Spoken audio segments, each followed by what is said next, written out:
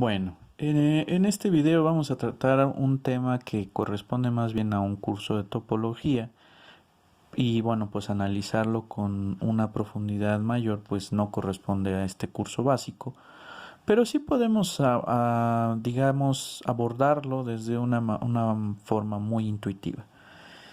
Pensemos que nosotros construimos la recta real. En la recta real pues tenemos muchos tipos de conjuntos, pero particularmente tenemos conjuntos como los intervalos abiertos, los intervalos cerrados, intervalos semiabiertos, semicerrados, como ustedes lo quieran ver, conjuntos infinitos, ¿no? Estos conjuntos, por ejemplo, son acotados, este tipo de conjuntos son conjuntos no acotados. Vamos a enfocarnos particularmente en el tipo de conjuntos de arriba, ¿no? Son conjuntos que están conformados por intervalos pues abiertos, cerrados, semiabiertos, semicerrados, como ustedes los quieran ver. Entonces, pensemos que nosotros somos seres unidimensionales. Nuestro mundo pues está conformado únicamente por este conjunto de aquí y este conjunto de aquí. El resto, digamos, de la recta real fungiría como el mar en nuestro mundo. Digamos que estos son como continentes y esto es como el mar, ¿no? Entonces, vamos a decir que una componente conexa es un intervalo máximo que se encuentra dentro de nuestro conjunto. ¿Qué quiere decir esto? Por ejemplo, si este conjunto le llamo A, le llamo B y le llamo C, y nuestro mundo, vamos a ponerle M de mundo, es la unión de A, B y C, la componente conexa, una componente conexa de mi conjunto M, pues sería, por ejemplo, el conjunto B. Ese conjunto B es un intervalo máximo que se encuentra totalmente contenido en M. Entonces, a ese tipo de intervalos máximos que se encuentran totalmente contenidos en nuestro conjunto mayor, les vamos a llamar componentes conexas. Ahora, ¿para qué necesitamos las componentes conexas? Bueno, las componentes conexas las vamos a utilizar justamente para construir un concepto de continuidad un poquito más amplio. Vamos a decir que una función, y eso es muy común, hasta el momento hemos tratado con funciones muy bonitas y tratando de verificar que las funciones son continuas. Por ejemplo, las potencias de x, los polinomios, las funciones racionales. Realmente ese tipo de funciones son muy sencillas.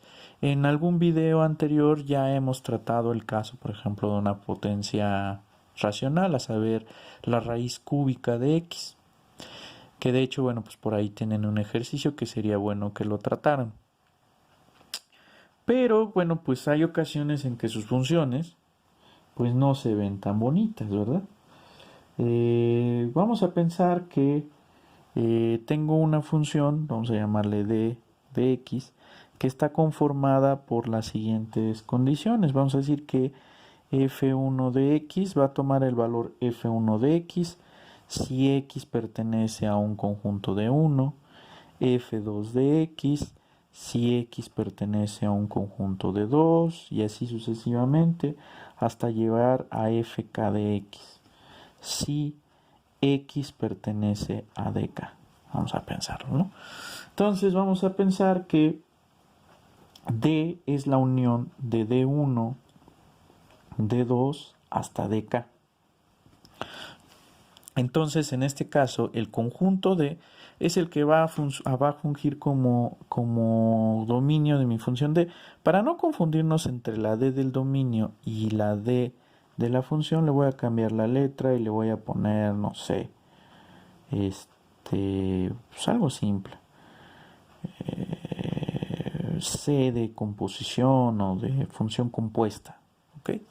Entonces C de x va a estar definida como f1 de x si x está en d1, f2 de x si x está en d2 y fk de x en general si x está en dk.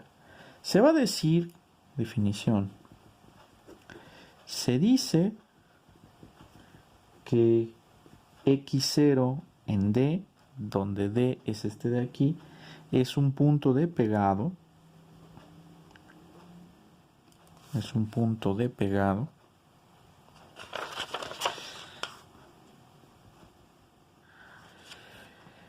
Si es, digamos, extremo de dos conjuntos,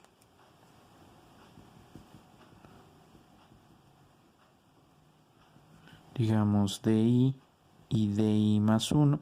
¿A qué me refiero con extremo? Pues puedo pensar que mi función, mis conjuntos DI pues son o bien intervalos abiertos, intervalos cerrados o intervalos semiabiertos o semicerrados, como ustedes lo quieran ver. La idea es entonces que un punto es punto de pegado si es extremo de dos conjuntos de I más 1 consecutivos y DI unión de I más 1 es un conjunto de una sola pieza. ¿Qué quiere decir esto de una sola pieza? Es un poco complicado, pues es simple, ¿no? Consideren, por ejemplo, esta hoja de papel. Esta hoja de papel es una hoja en una sola pieza. Y ya, no es de una sola pieza. Aunque pareciera que es una tontería lo que estoy diciendo, pues eso es justamente el concepto de conexidad. El concepto de conexidad tiene que ver justamente con el hecho de que un conjunto se puede, digamos, contener en un solo subconjunto, en este caso de R. Por ejemplo, pensemos que tengo este subconjunto, piénsenlo como un subconjunto de R. Esta es una parte, esta es otra parte. Si yo dibujara cualquier objeto adentro del conjunto conformado por esta hoja de papel y esta hoja de papel, si pintara una línea que estuviera totalmente contenida en el conjunto, pues tendría que partirla a la mitad, por así decirlo. Es decir, una parte tendría que estar en este conjunto y otra parte en este conjunto. Entonces, a ese tipo de conjuntos se les va a llamar conjuntos inconexos. Cuando logramos que la línea, que para cualquier línea que nosotros pintemos en el conjunto quede en una sola pieza, se dice que el conjunto es conexo por trayectorias. Hay un conjunto concepto un poquito más complicado que es el conjunto conexo por trayectorias. Pero esa es la idea general de los conjuntos conexos. Cuando tú dices que un conjunto está en una sola pieza, pues quiere decir que no está así, ¿no? Es como bastante intuitiva esta definición. Entonces, justamente estos son los que se les llama puntos de pegado. Un ejemplo muy clarísimo pues es, tómense la función f de x que esté definida, por ejemplo, como x cuadrada, si, digamos, x está entre 1 y 2, y vamos a definirla como 2x si x es mayor que 2 y menor o igual que 5, por ejemplo, ¿no? Entonces esa es una función que está definida de una manera para una parte del dominio y de otra manera para otra parte del dominio. Otro ejemplo, pues un ejemplo un poquito más complicado, pues sería que fuera seno de x entre x si x es mayor que 0 y menor o igual que 1 y la tangente de x siempre y cuando x está entre menos pi medios y 0, por ejemplo, ¿no? Entonces, esas son funciones que están definidas en conjuntos que están como partidos, ¿no?